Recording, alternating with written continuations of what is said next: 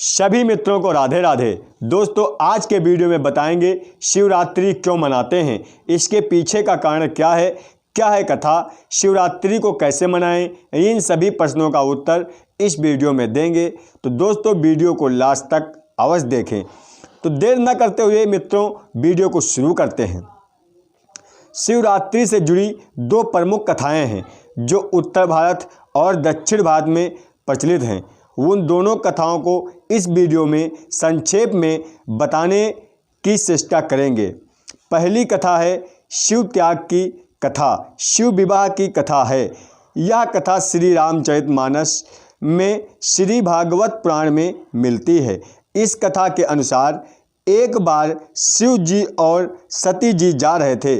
उन्होंने गंडक रंड में राम और लक्ष्मण को देखा जो देवी सीता को ढूंढ रहे थे। तभी शंकर जी उन्हें प्रणाम किया। तभी माँ सती को भ्रम हो गया, ऐसा कैसे हो सकता है, निरंकार भगवान साकार हो जाए, साकार हो भी गया तो अपने स्त्री को ढूंढ रहा है, वह तो स्वयं है, अंतर्यामी है, उसको मालूम होना चाहिए उसकी पत्नी कहाँ है। सती को यह भ्रम हो जाता है। शंकर जी उन्हें समझाते हैं, सती जी नहीं मानती हैं। तो शंकर जी कहते हैं जाओ परीक्षा ले लो।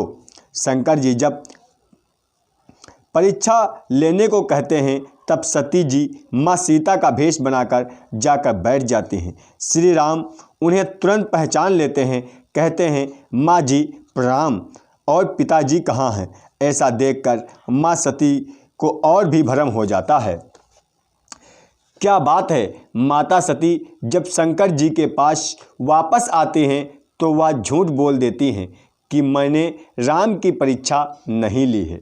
लेकिन शिव जी तो अंतर्यामी हैं, इसलिए वो जान गए यह मेरी माता सीता का भेष धारण करके गई थी परीक्षा लेने के लिए। अंत उन्होंने सोचा मेरी माँ स्वरूप धारण किया है, इसलिए इस जन्म में पति पत्नी का रिश्ता नहीं रह सकता है। शिव जी मन ही मन सती को त्याग दिया। बाद में सती जी को भी यह शंका हो गई कि शिव जी मुझे मन ही मन में त्याग दिया है। एक दिन जब दक्ष जो सती के पिता थे वह यज्ञ करवा रहे थे, लेकिन शिव जी को नहीं बुलाए थे।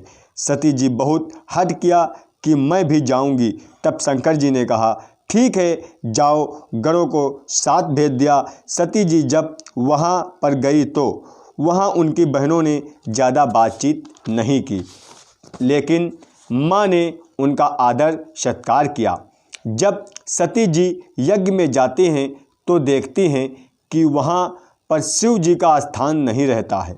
अपने पति का अपमान देखकर वहीं पर अपने आप को यज्ञ अग्नि में भस्म कर लेती हैं। फिर स्वयं राम गए थे शिव जी के पास। उन्होंने कहा था कि जब शादी का प्रस्ताव आएगा तो स्वीकार कर लेना। फिर बाद में यही सती जी जब पार्वती जी का अवतार लेकर आती हैं पिता हिम नरेश और माता मैना के घर में, उनके बाद 9 योगेश्वर ने माता सती का परीक्षा लेते हैं तो पार्वती जी उनसे कहा कि मैं या तो शिव जी से शादी करूंगी, नहीं तो अनंत काल तक कुंवारी रहूंगी। ऐसा जब जवाब मिलकर शिव जी का विवाह तय हुआ। जिस दिन शिव जी का विवाह हुआ उस दिन से महाशिवरात्रि का पर्व मनाया जाने लगा। अब दूसरी कथा है जो दक्षिण भारत में प्रचलित है। वह कथा ऐसी है कि हर एक ब्रह्मांड में एक ब्रह्मा, एक विष्णु, एक शंकर होते हैं। तो अनंत ब्रह्मांड में अनंत ब्रह्मा, अनंत विष्णु, अनंत शंकर होते हैं। इन सभी अनंत ब्रह्मांडों में एक महाविष्णु और एक सदाशिव होते हैं। यह जो सदाशिव हैं ये सदा रहते हैं। तो जब महाप्रलय होता है जिसमें समस्त ब्रह्मांड भगवान में लीन होते हैं, वह सदाशिव में लीन हो जाते हैं। सदाशिव हमेशा सदा रहते हैं, वो कभी लीन नहीं होते हैं।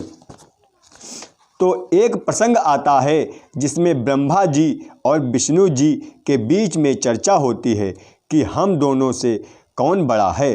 तभी एक बहुत बड़ा खंभा प्रकट हो जाता है। तब ब्रह्मा जी ने कहा, मैं इसका आदि देखता हूँ। विष्णु जी ने कहा, ठीक है, मैं इसका अंत देखने की कोशिश करूँगा। तो दोनों जाते हैं, लेकिन ना किसी को आदि पता होता है ना तो अंत पता होता है। यह जो प्रकरण है यह महाशिवरात्रि के दिन हुआ था, इसलिए महाशिवरात्रि का बड़ा महत्व है। इस दिन कुछ भक्त रात भर कीर्तन करते हैं तो कुछ भक्त उपवास करते हैं। अगर वीडियो पसंद आई हो तो वीडियो को प्यारा सा लाइक करें, कमेंट में हर हर महादेव जरूर लिखें। चैनल पर नए हैं तो चैनल को जरूर सब्सक्राइब कर लें। भोलेनाथ को कैसे प्रसन्न करें इसके लिए वीडियो बहुत जल्द आप लोगों के पास पहुंच जाएगी। तब तक के लिए